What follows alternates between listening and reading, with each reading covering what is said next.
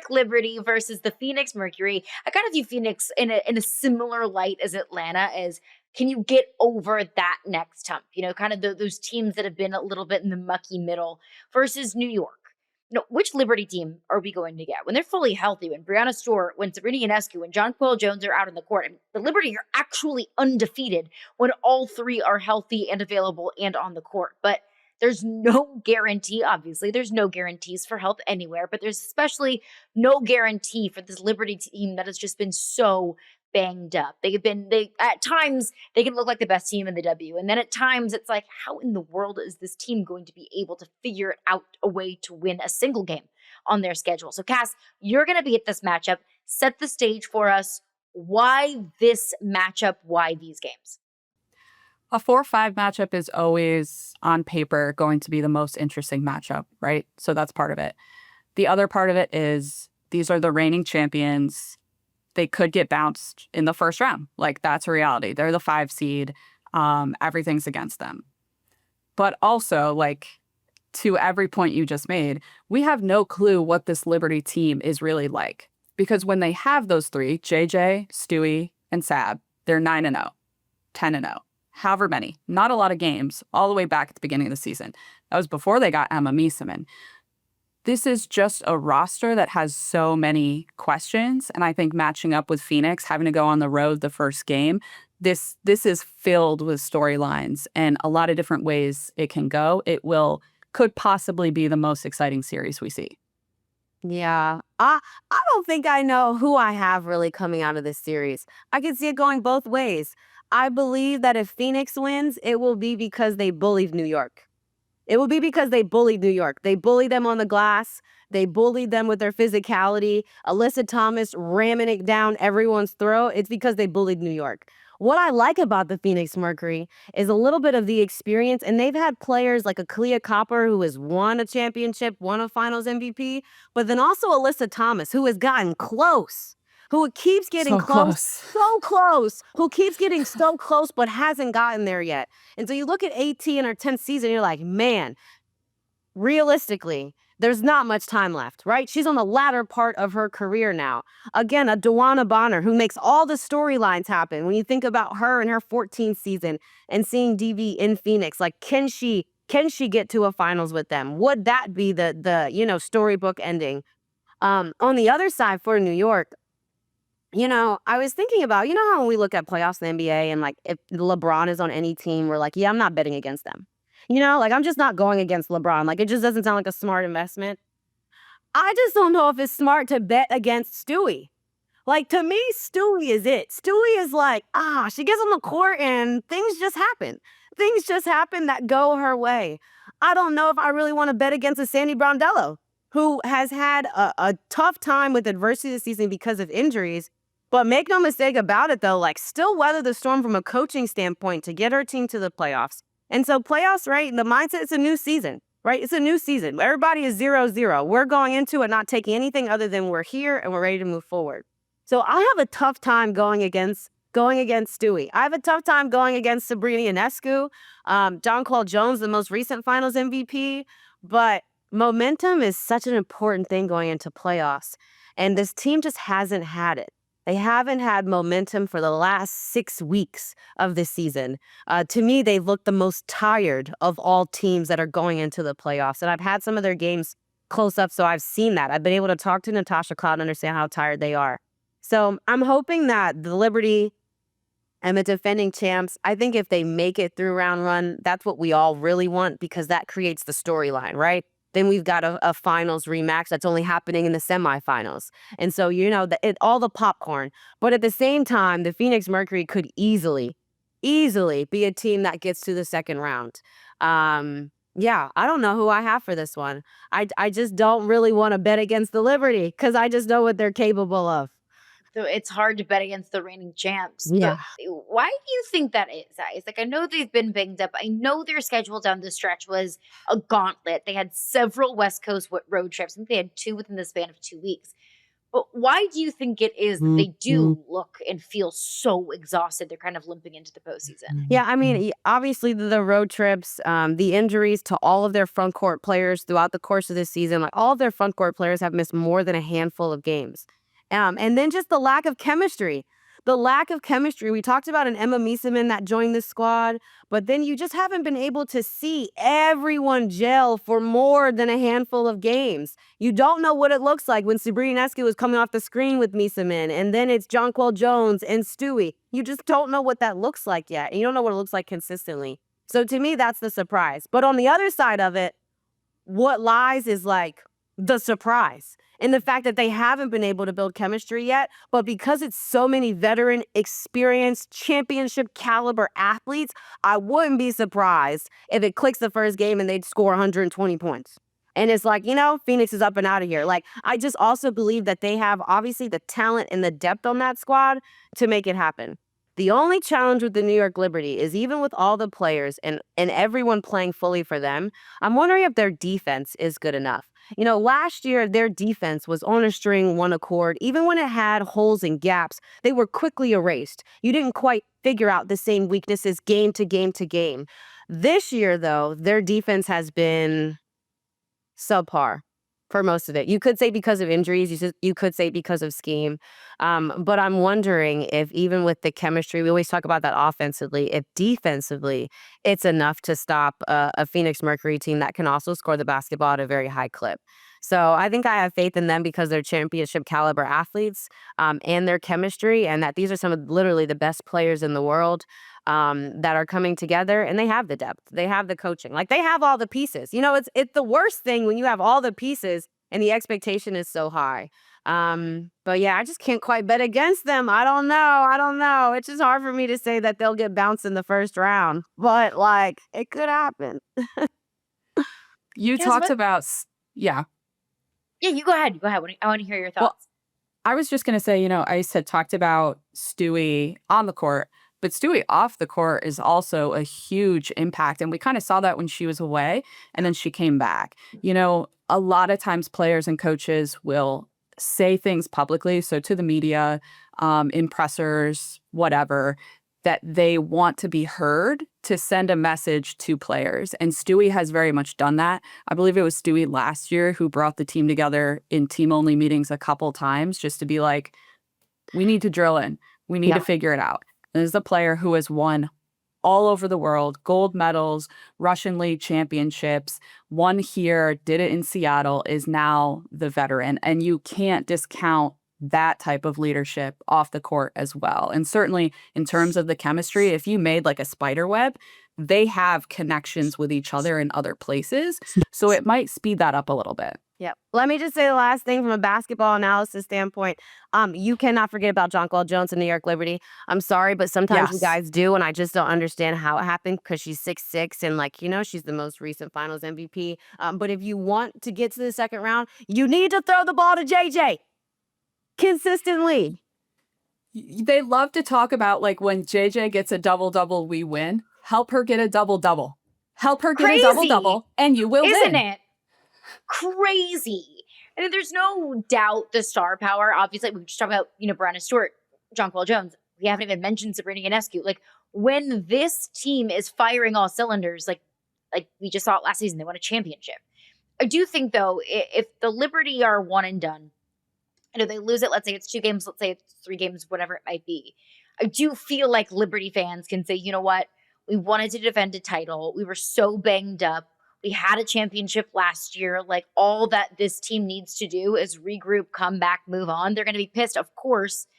But if Phoenix loses this, like, Cass, what's the vibe in Phoenix if they lose this series? If they go one and done, getting at least 2 home games with a Liberty team that's been so, I know it's the Liberty and how much star power they have, but I mean, I have to think it's going to be such a gut punch, maybe more of a gut punch in Phoenix than it would be in New York if the Mercury lose.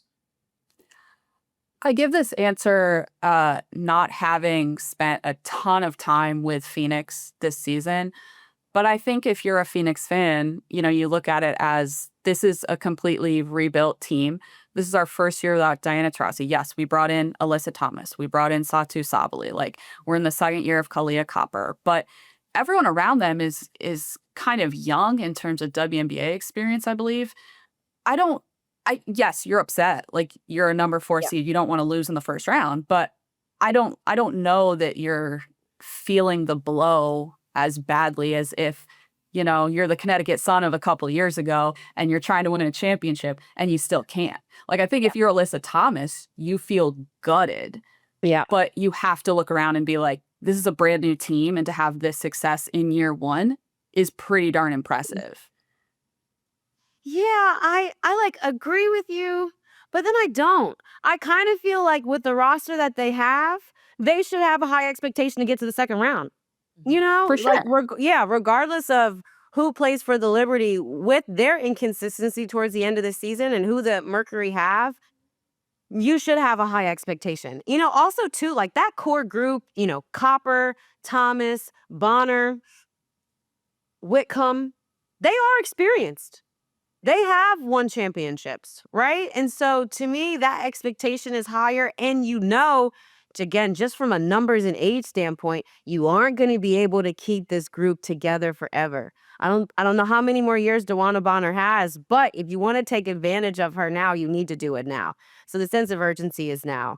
I also will say, too, I wonder if we'll hear whispers of coaching changes if the Phoenix Mercury don't get past the first round.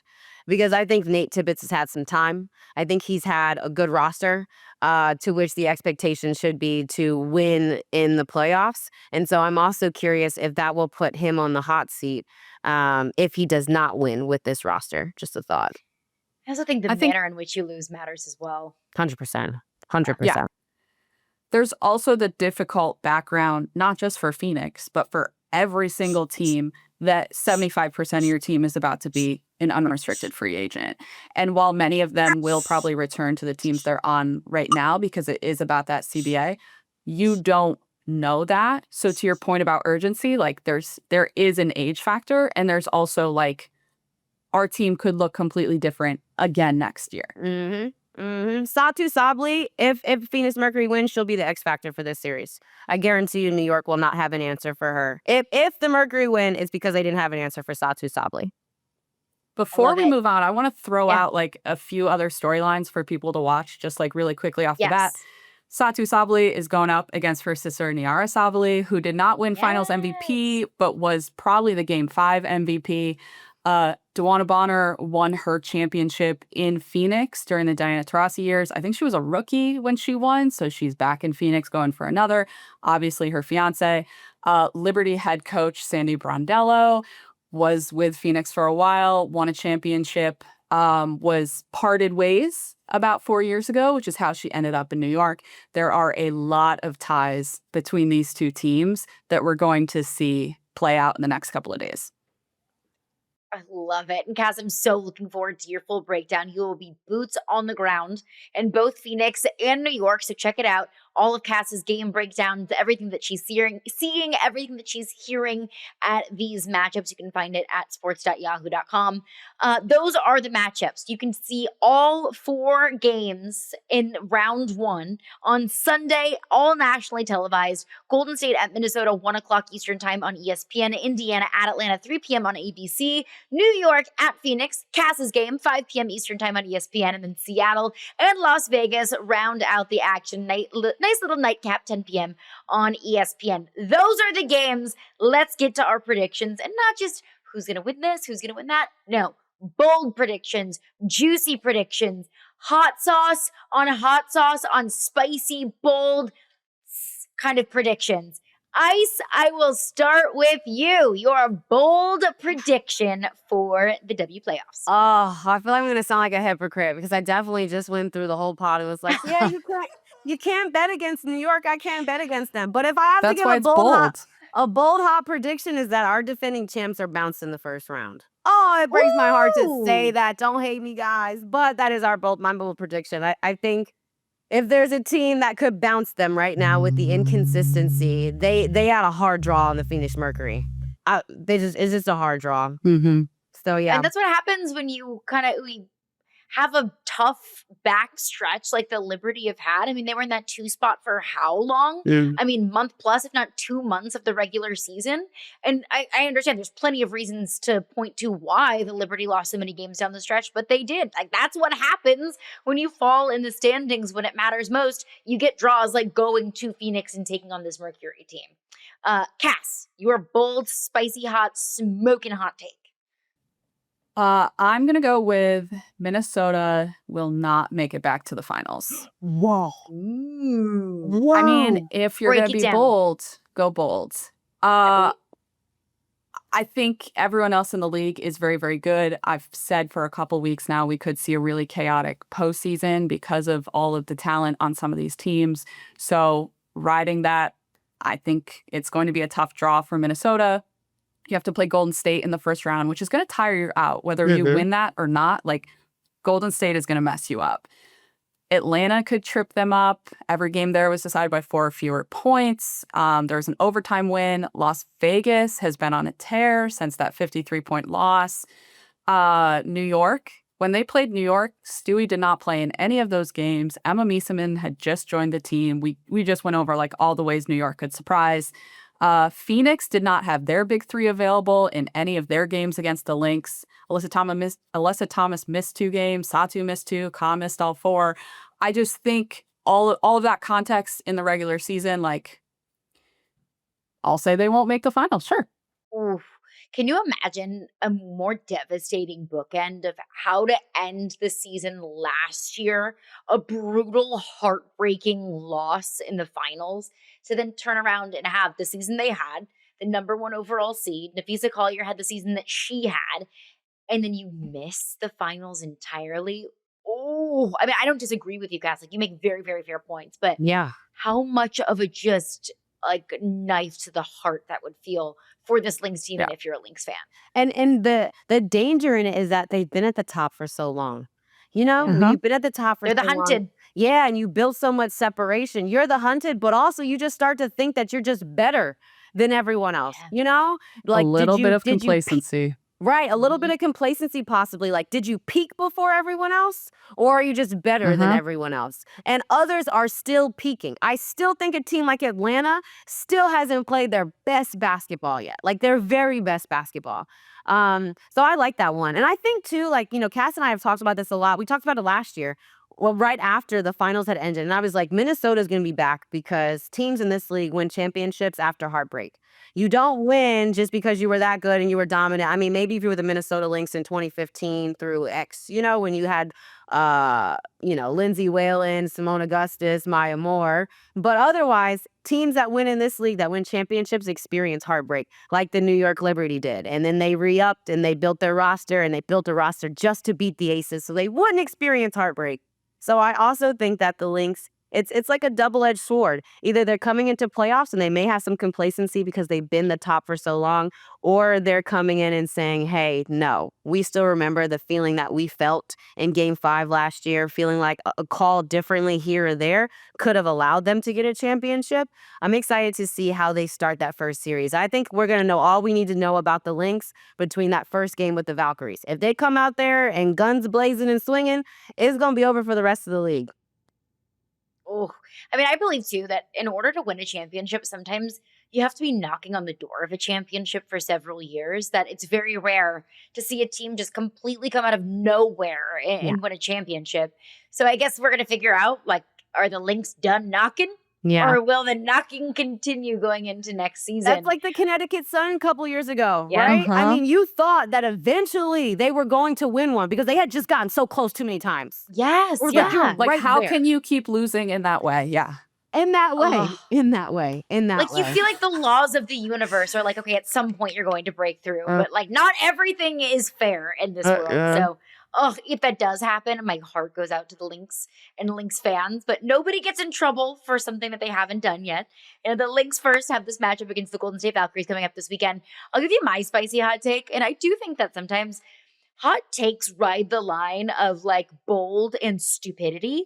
And so I feel like I'm riding this line really, really closely because my bold hot take is that the Seattle Storm will hand the Las Vegas Aces their first loss since August 2nd. I think that the Aces are going to win the series. I mean, this team is just way too freaking hot, and Asia Wilson is the best player in the world. And I think those two things combined are enough to at least get you to the second round of the playoffs, if not further. But I think the Storm are going to be able to steal a game. I don't know if it's going to be game one. I don't know if it's going to be in Seattle in game two, but there is so much experience on this team. Nneka Ogwumike can get hot at any point. You mentioned Skylar Diggins. Gabby Williams should be, I think, squarely in the Defensive Player of the Year conversation. I don't think she's going to win it, but I think she should be in the conversation. And yes, this Storm team has been the poster child for inconsistency, but you don't have to be consistent to win one game. Like, you just have to show up and be hot for one game in a 3-game series, and the Storm have the capability to do that. So I think the Aces winning streak will be snapped at some point in this matchup.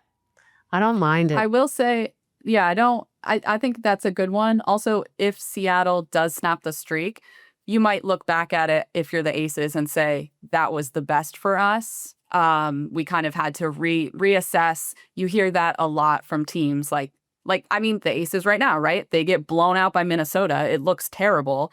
And now they're on a 16-game winning streak. So I think it could help the Aces in the long run. Not that they should purposely lose. Right. Sometimes you need a kick in the butt. Yeah. The only way the Storm win is through experience. There's nothing in terms of their basketball play that really gives me faith that they can beat them. But anybody can be beat on any given day. I also think for the Storm that this is an important playoff series. I do also believe that if it doesn't go in their favor, there will be major changes for that franchise to come because they have had several pieces over the last few years that could have gotten them a little bit farther than maybe they have. And there's a legacy there of winning in Seattle. Obviously, Sue Bird, Stewie were part of setting that legacy. And so if there was a team that maybe has the most pressure coming into the playoffs to perform and win, I could think that the Storm, from a franchise standpoint, have a ton of pressure. And that can make or Yeah. break you. Like, that 100%. can fuel you, those expectations that they could look at it and say, look, our regular season did not go according to plan. That we are way better than maybe our final record would indicate. Like, we are going to prove everyone wrong about who we are. Or that pressure can be crippling. Like, that pressure can just weigh on you. And maybe that has weighed on them over the past couple of months. But we shall see. We've got some great matchups. I'm pumped. It feels like it was just yesterday that Shelby and I were running around at the national championship game picking up Yukon-colored confetti. Now here we are in the postseason.